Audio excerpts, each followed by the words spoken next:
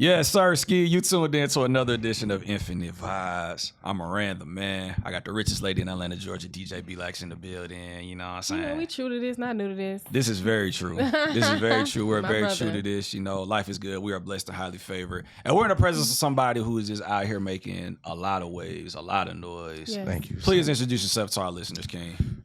What's up, ATL? My name is David Sabastian from Los Angeles, California, and tonight we are dropping a Gangster Grillz called God Save the Rave. DJ Drama, David Sebastian. Cool. So we got to toast it up to the fact that you got a Gangster Grillz, if that's okay. Yeah, with that's you. Toast hard. it up. We got That's a toast it up. classic already. This is the first time. Absolutely. Hey, like the first time. The first time. On a scale from 1 to 10, how you feeling, King? Immaculate. I feel. I can't even put a number to it. I feel great. Yeah, I can tell your outfit speaks for you. Yeah, I just got to get into it.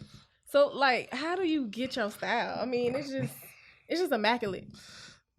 I like that. Good work. Good Okay. work. I don't know. I don't know if you get style or if you're inherited with style or if you learn style, but you know, your clothing should be a conversation within itself. It's a language, right? Language isn't just talking. Language is your appearance, the way you walk, you know. So this is just a part of my language, you know. Did you see anybody? Did you see some pimps back in the day? You from the West Side, so like, how did they come? Like, how did they come about? Because I know, like, the pimps back in the day, you know, in the 70s, they dressed the hardest. So it was like, how did you get your inspiration? Shit. Like growing up. I mean, Michael. So many style icons. You know what I mean?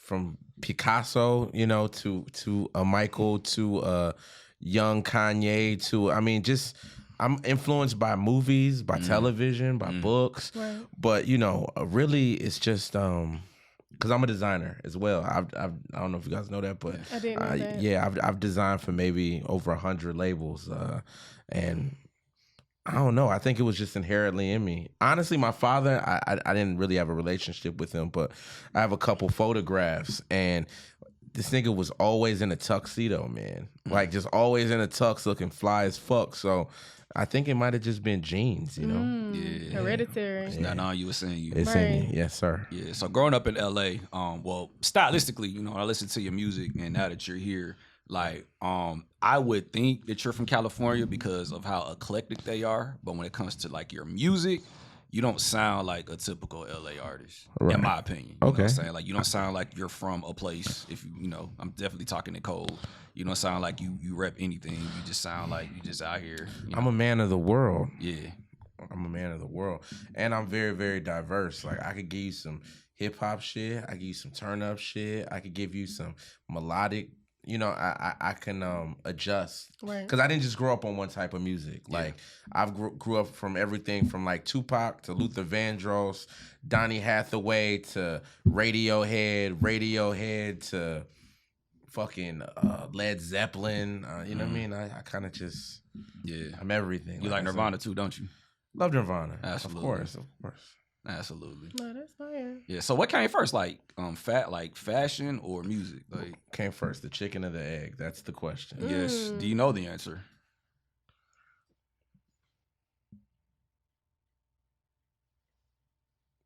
The egg. The egg. Why do you think the egg came before the chicken came? Why? I mean, we here. Why? Like, we here. Like, why do you think that? Because throughout a symbiosis of time and just the evolution of microorganisms, I can see different cells populating over throughout time and creating a seed, and that seed germinating into a fucking egg, and then the egg producing a bean.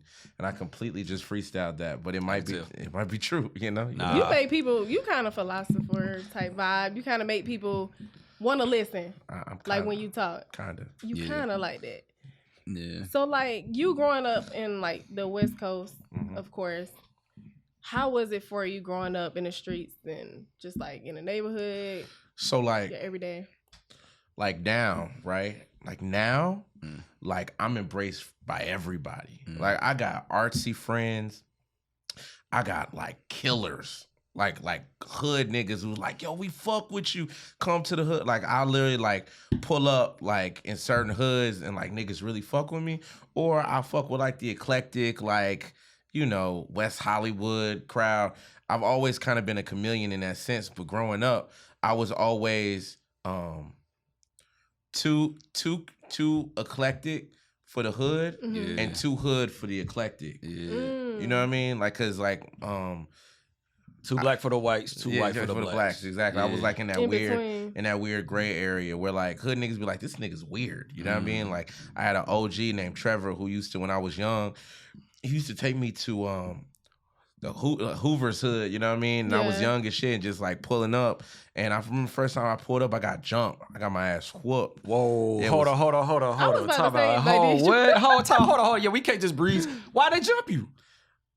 He was trying to toughen me up. I think they were finna try you. So they just took you to the hood. Bro, it caught me so off guard. Like at first I was like kind of nervous because I'm like young, and then he's like, yo, we just going to the hood real quick. Go to this parking lot. He was like, you got to catch all they fade. I'm like, huh? And before I can even think about it, and I'm just like, that's not supposed to be funny, bro. Like, no, but that's real life. No, it's real life. And like the nigga got me up. He was like, I'm proud of you, nigga. You held your own. Da, da, da. And I didn't get jumped into their hood, but it was just it was a learning experience. But like, yeah, so hood niggas used to think I was weird, and then weird motherfuckers used to think I was too hood. So now I feel like where culture is and where the world is, everything is so put together now to where you really can just be the middle, you know? So that's real. Yeah. That's real. They kind of made people, I guess, you had to go through that trying to get tested or whatever. But it kind of made people not fuck with you in a sense too. Yeah, for sure. Because it's like they'll try you, but then once they try you, it's like, oh shit, that's just cool. You know, I never said this on camera, but I never forget a story. I grew up on Sesame Street, like really. So there's a street in Torrance. Your outfit kind of like no, like really Sesame. Not grew up on the show. Not the show, but the street I grew up on was Sesame. It's really called Sesame. Yeah, it's called Sesame. You pull us. Let me pull up. I don't believe that. There's really a place called Sesame Street in Torrance, California. Let me pull it because like in Atlanta, like you know, you play Grand Theft Auto, right? Yeah. Because like people don't believe we really have a Grove Street. Y'all really have a Sesame Street. Yeah, Sesame Street. Look, okay. Just type in South Bay. And they got a Grove Street up there too. Yeah, we do got a Grove Street. But continue with the story. Yeah. Anyway, they gonna have a Sabastian Street. I remember one of my next door neighbors stole. I was like collecting throwback jerseys back in the day, right? Hard. And this nigga broke into my house and stole my jerseys. Wow. And I never forget it. I was like 15 years old. I got a big butcher knife. And I was walking down the street and everybody in there was like, nigga, I was like, nigga, I'm about to cut this nigga head off. I was just wilding. I was just tripping. And he seen me, nigga ran and shit. But since that day, nobody fucked with me. Did you get your jerseys back? Take that. I did get my jerseys. Good. Yes. I love to hear that. He probably gave it back to me. Yes, and ladies and gentlemen, there is a Sesame Street that just came up in my phone. Yeah. In Torrance, California. Yes, that's where I grew up. Wow. All right. Well, we learned something new from you, King. We learned something So why new. you didn't join like a gang, even though you was around all of that? Like, what made you not want to just join it? Because I could be of it, but not in it. You know what I mean? Like, I've always had aspirations, and I've never been a follower. To be honest with you, never been a follower, and you know even though the foundation in which gangs are based on is like brotherhood, right? You know, I've never been one to be like, you got to go do this, and then I go do it. I'm like, I don't know that nigga. You know what I mean? He ain't my problem. Right. You know what I mean? So, but I got homies, Bloods, Crips, essays. You know what I mean? I respect the culture. I just I put my time in other places. Right. Yeah. And I'm a little too woke for niggas listening. Like, I know where gangs originated from. Yeah. I know the systematic brainwashing component. Like, my uncle is a notorious Crip. And back in the 80s, I don't know if you guys know that, but there was a train that used to go through Slauson in the hoods and literally just stop. And the train was filled with guns, like thousands and thousands of guns. And niggas would literally just pull up to the train, take all the guns, and be out. Where them guns come from? You know what I mean? Yeah. Like, why is there a liquor store on every block? Talk about it. Talk about it. You know, they give us these devices in order to control us. So gangs, you know, we really could have. I mean, the Black Panthers was a motherfucking gang, but they were.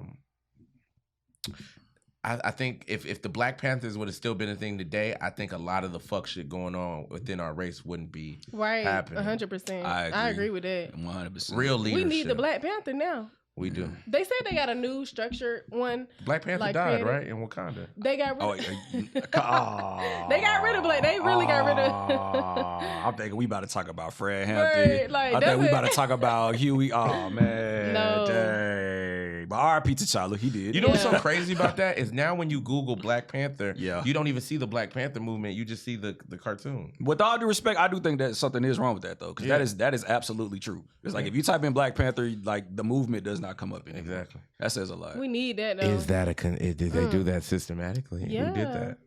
Anyway, but yeah. Who did It that? happens. But I think Ryan Coogler wanted to create something also in a positive way. But like you said, the media and everybody else kind of just turn into what they want to. Yeah, that part. sure Who are who are some of your inspirations? Like, who are some people that have inspired you to just go out here and just be yourself? Who inspired me to go out here and be myself? From your music to your fashion to your drip to your mindset. Probably my mom. Yeah. Okay. She's probably the first person who was just. I mean, I don't even want to say my mom, man. Like, I never gave a fuck. Can I curse on here? Yes. Yeah. Okay, I never gave a fuck. Like, I was always since conception. Like, I never cared about people's opinions. Never cared about fitting in. Never cared about being like nobody. You know what I mean? So I never had like this pivotal moment. Where it was like, ooh, I can be free now. I was like, I was wearing like rain boots and a Superman costume to like second grade, and like the teachers was like, yo, I think your son needs Ritalin or something. Like, this nigga's crazy. And no, I was just expressive. Right. Yeah. Life is I hate to be so philosophical. I feel like I've been getting so deep on all these interviews. No, that's you though. Well, we like, finna pull you some more, man. Cause we Nah, finna yeah. talk, bro. We Man, I finna like we finna talk, nah. Cause like gotta honestly, hear this. you really saying something, man. You say we finna people pull you gotta some hear more, it. man. I got you, man. Okay, cool. Put your phone back up. I got you, man. I got you. We finna talk, man. Get back to it, man. So, your life is a painting. It's a painting, and every day you are taking brush strokes, and at the end, hopefully, it's a masterpiece, and you're writing the chapters of your life every day. And I just never wanted to look back on my life and my painting look like someone else's. That's deep, man. So I'm just curious because you talked about how you went to the Hoover's Hood and you were attacked for no reason. Were you bullied as a kid? Yeah. What was Fuck that? yeah. Yeah. What was that like for you? Because we're all creatives. Everybody in this room is creative, so we get it. We get what you're saying. Right. So what was that like for you, being the different kid, being the odd man out? I got a dimple. So when I smile, girls be like, I love your dimple. They don't know that I got my dimple from getting knocked the fuck out on the school bus. This kid who used to bully me, like, and gave me a dimple. So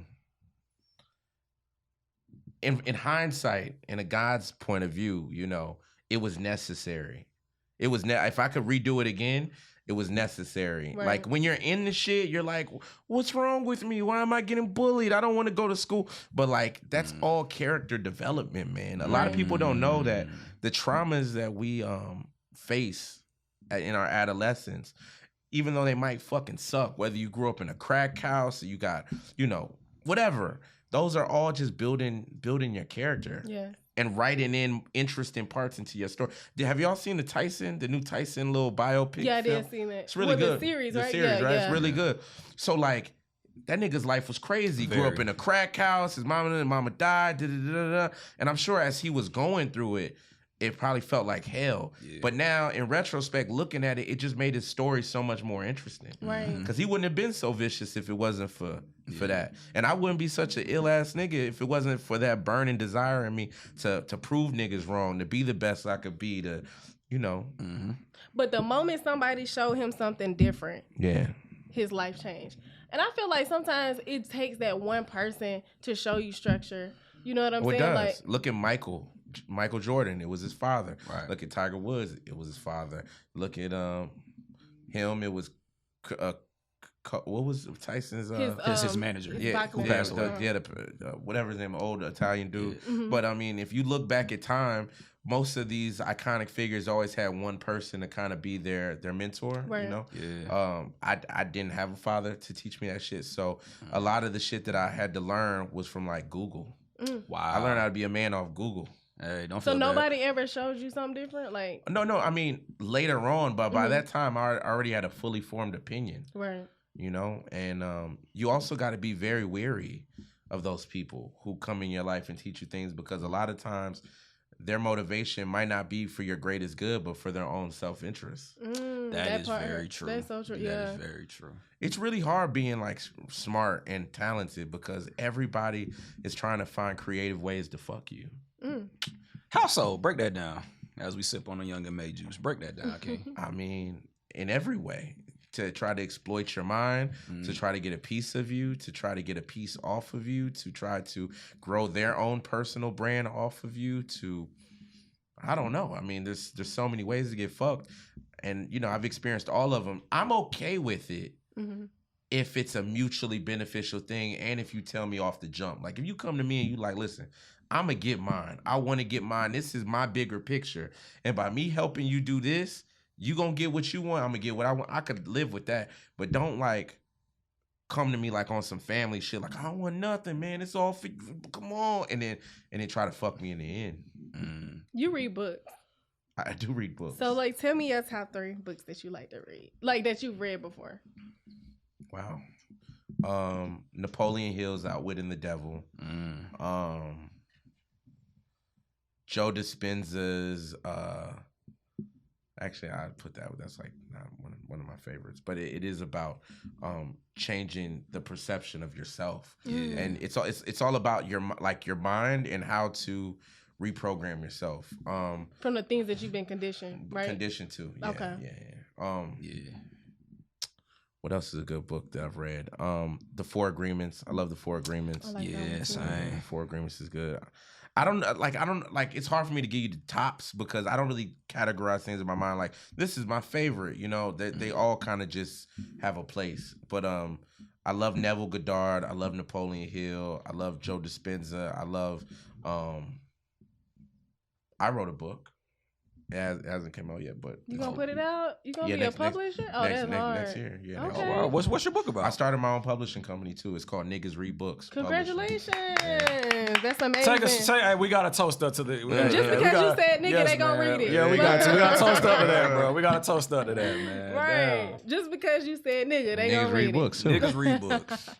So yeah, that's what's hard, man. up. Let me ask you though, man, cause what is your thoughts on forgiveness? Because based on what you've told us, you've been through a lot. Yeah. You've been through a lot, but you also spoke on how that pain helped you. Right. So how do you feel about forgiveness? So how do I feel about forgiveness? Yeah, like people who tease. So I think our goal as humans living in a supernatural environment is to become as close to God as possible, right? Yeah. So like Jesus Christ, right? He really had something called Christ consciousness, which a lot of different spiritual beings throughout humanity have had. And that consciousness is becoming so connected to the universe, to God, to where Jesus could be getting whipped, killed, and he said, "Forgive them, Father. They know not what they do," right? Right. So I feel like I've gotten to that point. It's been a journey. Yeah. But I've finally gotten to a point where I've forgiven everyone because I know that they are just me in a different fucking body teaching me lessons that I need to know to become who I need to be. It's like all cyclical. It's all, which means it's all one like fucking circle of life, dog. Like, you're just me in a different expression. So like, you know, you ever heard like what goes around comes around? Of course. Karma, right? I do this to you. Cause if you hurt me, you're not hurting me, nigga. You hurting yourself, cause I am you. You the mirror. So I'm it's the like mirror. Okay, yeah. Yes, you know what I get mean? what you're So saying. how could I not forgive you? Cause if I don't forgive you, I'm not forgiving myself. Right. Which is so deep. So with your father, how did you go about that situation? Because you said he wasn't around as much, but it seemed like you at a good space. How did you go about healing from that? Because I know you had questions like, why is he not around? Why, you know, stuff like that. Or you didn't have those questions. Turn the It's okay. Shout out to our homie Malcolm, Nah, man. facts. Shout out to family. That's Shout out to family, Malcolm, man. man. Family. That's family, man. But go ahead. How'd you go about it? Man, honestly, bro, I never was hurt. My mom, like when I was really bad, she took me to a bunch of therapists when I was younger. And the first thing they would want to say is he's lashing out because of his father. And that never was it for me. I was lashing out because I just wanted to make life more fun. Yeah. More interesting, man. I don't want to sit in class and like I don't want to just be in this fucking box, dog. I want to have as much fun as possible. So, you know, any mischief I got into was either because I wasn't misunderstood, or I just wanted to have fun. That part.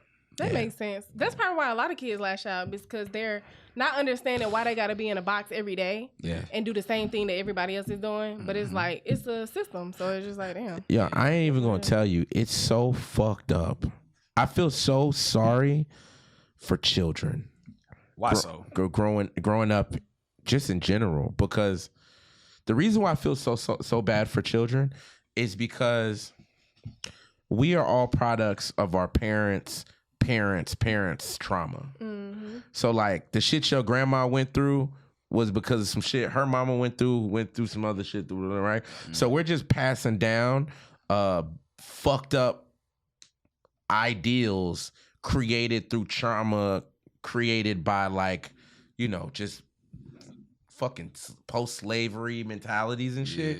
And like sometimes I'll be in a grocery store and I'll see like a mother talking to her kid, cussing this nigga out. I seen this woman call her son a little bitch, and I'm like, damn, she don't need. It's not even her fault, because that's how her mama talked to her, and that's how blah, blah, blah, blah. But like, we could really be raising gods. Like we could really, like, from a kid, our minds are so malleable that all the shit I'm saying, they could be knowing this shit by the time they hit like 8 years old. Right. But instead, we're teaching them fear. We're teaching them bullshit. Like, it's just so fucked up, man. It is. And that's the only way we're going to change the world, because our generation kind of is fucked. We're already like stuck in our ways, and the puppet masters who are controlling this place are, but like the next generation, if we actually instill like real shit, we can change this motherfucking place, I believe.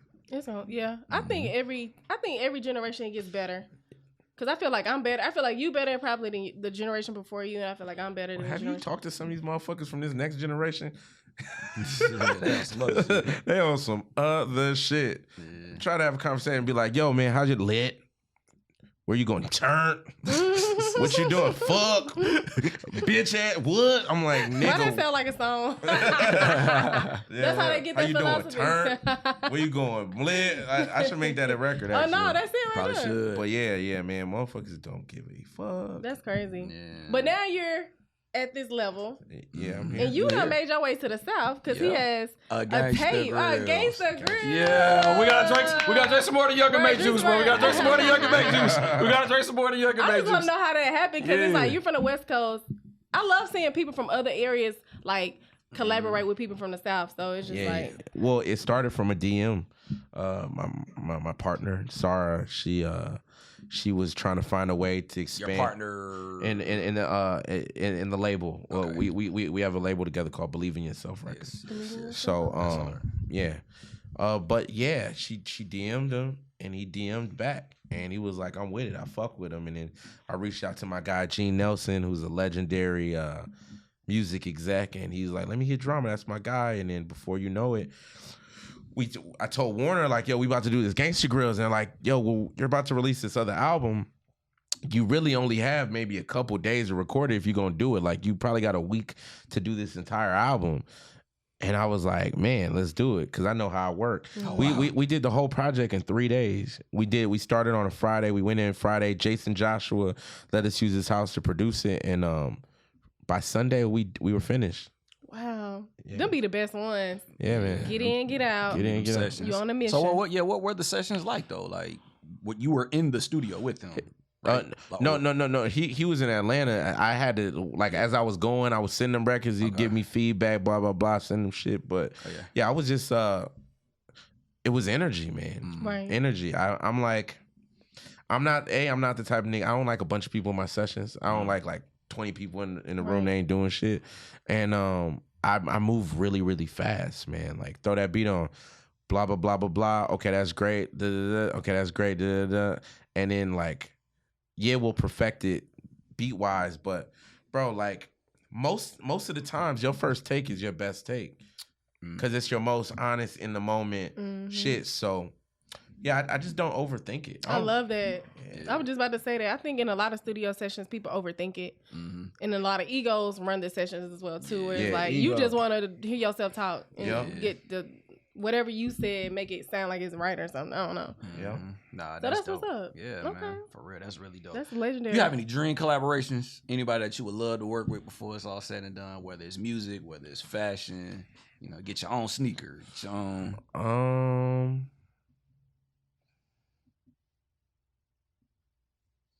No. Okay. He create his own pieces. Absolutely. So he can do that himself. I mean, yeah.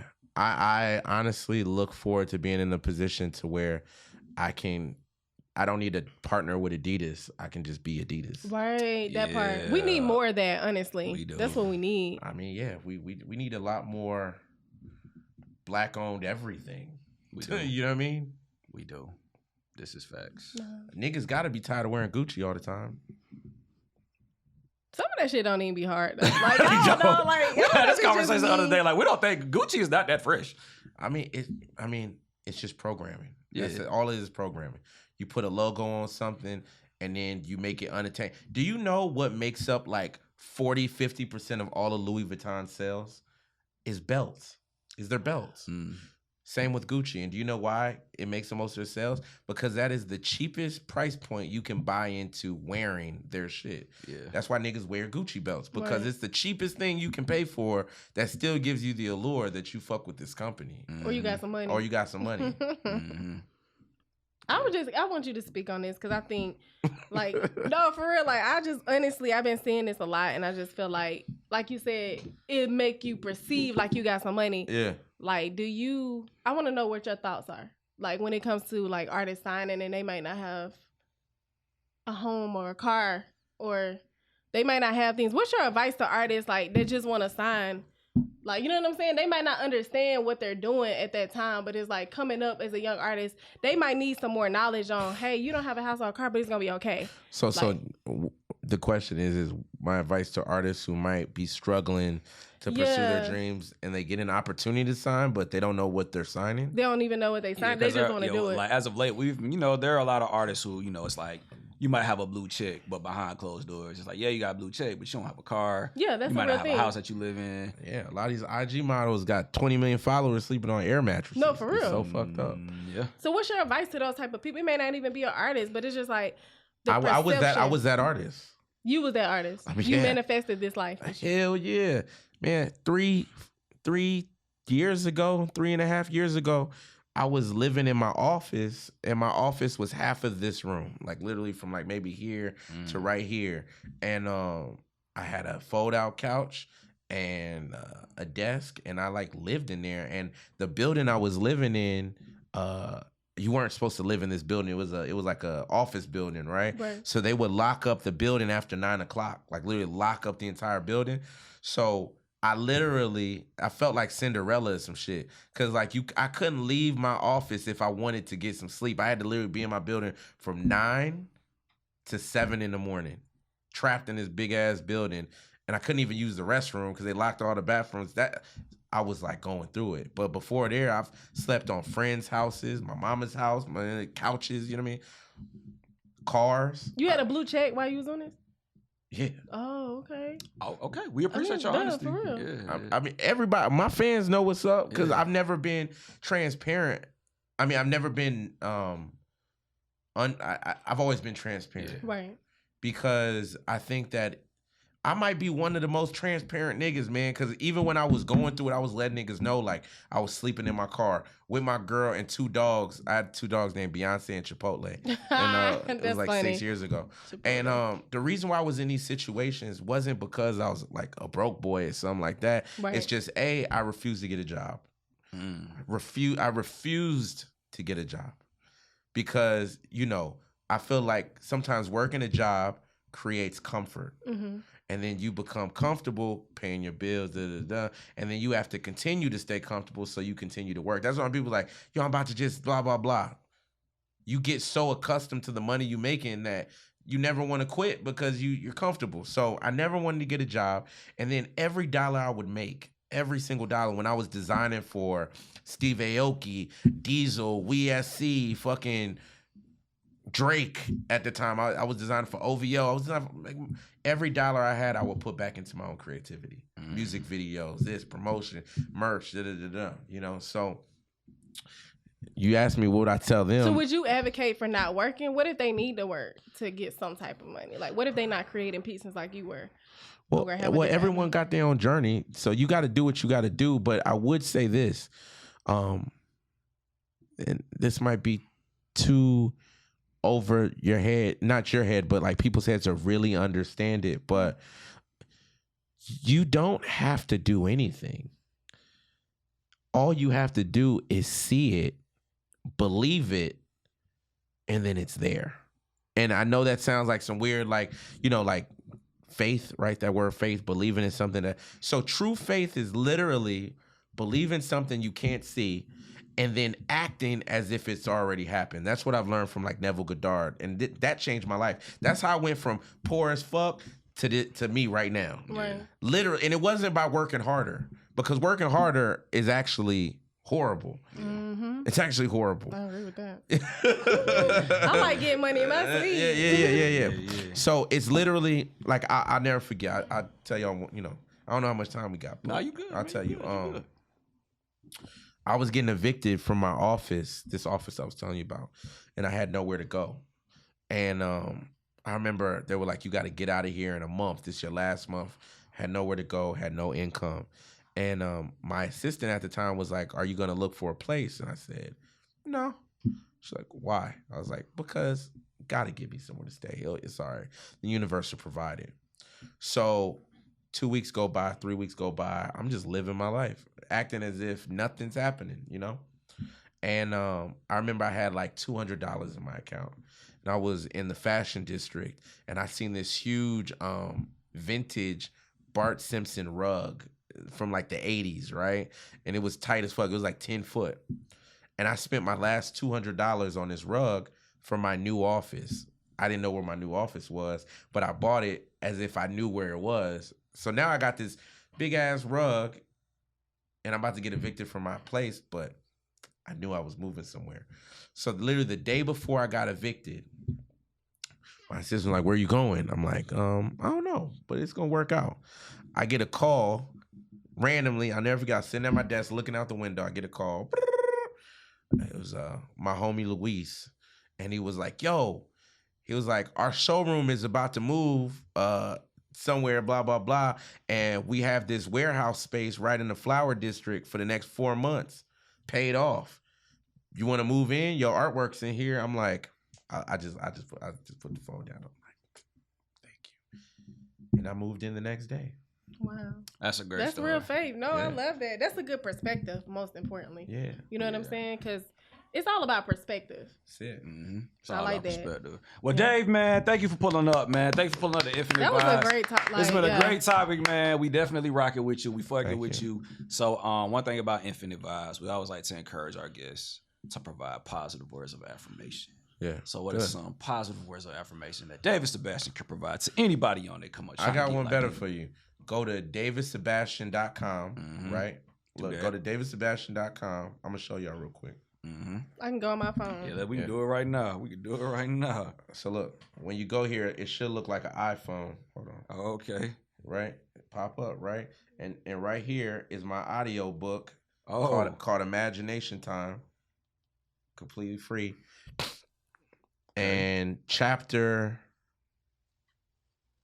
3 is I Am That I Am. And that's 7 minutes of positive affirmations that you can listen to when you wake up and before you go to sleep. I love that. Yeah, I'm gonna need that. I'm gonna definitely check that out. Listen to the whole shit, man. You definitely gonna dig it. Absolutely, man. Yeah. So, but be the you that live without limits. Live without limits. Absolutely. That's hard. Well, hey man, David Sabastian has made his Infinite Vibes debut. We are rocking with you. We support you. Coming back. Yeah. You are absolutely Thank coming. you. Yes, I you can come coming. back? Yes, you can Oh come yeah, back. anytime. So Every please- time you drop, come through. Yeah, pull All up. right, You know what I'm saying? So please give our listeners your social media. Let them know how to get in contact. So first, if you want to contact me, take a pencil out right now. I'll give you a second. Okay. fuck with this dude. Yo, text me 310-388-5193. Once again, 310-388-5193. That's another thing I'm gonna show y'all real quick. Cause like I really want to tap in with my peoples, you know? So Right. so all these blue dots I haven't responded to yet. Wow. But I will, but I probably text maybe 2,000-3,000 people a day. Wow. Okay. Yeah, those are a lot of blue dots. He is not. No. I could do this for 45 minutes. It's crazy, but I really be tapping in with people and really talking. So text me, and then my Instagram is at David DAVID Sebastian SABASTIAN anti, and I'm kind of shadow banned, so you might have to spell out the whole entire thing to get me. But that's my shit. Okay. Say Hey, less. tap in with them. Also, make sure y'all stream this new Gangster Grillz. Stream that. Help our man get some more money in his pockets, all that, and then some. If we're gonna take another, we're gonna drink some more of the Young and May juice on the way out. What we doing, man? You like it? It's smooth, right? I do like it, and it is smooth, but I have like a full day. Okay, say less. And then All right. I'm in this hot ass coat. So. No, right. It Yeah. started sweating. I started sweating too. Hey, RG, man. Infinite Vibes, David Sebastian. Hey, You got it. Miranda, man. DJ B-Lax. Shout out our guy, Malcolm. Hey, we out, man. Hey.